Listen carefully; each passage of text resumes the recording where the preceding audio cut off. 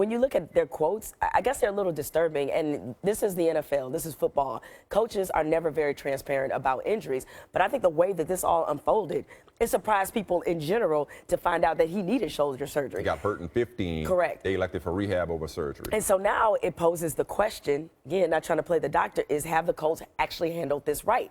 And he's a player that we already knew with he wants to be out there for every play, every practice, and he could be his own worst enemy. And have the Colts been responsible enough to save him from himself? Well, if you ask that question, I think there has to be some kind of inclination or indication, that he is not going to fully recover, that he's somehow compromised by the shoulder surgery. We've heard no such thing. No. The good news is... But maybe he is taking more of a beating than he should, as somebody who's obviously their best player. He's got to protect himself better. I think he aggravated it by tackling somebody on an interception. But my point is, in terms of his availability or, the uncertain timetable, he's not learning a new offense. He's familiar with the supporting cast.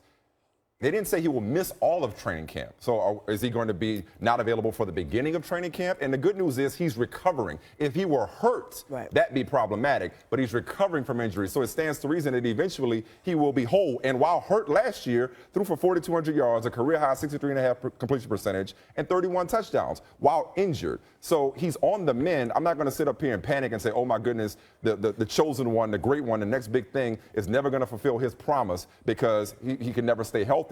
It's the offseason right now. We overreact to literally every story that comes out in the offseason. We'll get to the next one in a second.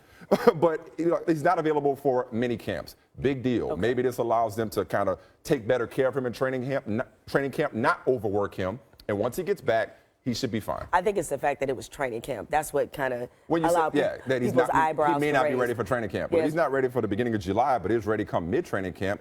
Maybe he has a little catching up to do, but I trust he'll be ready to rock and roll.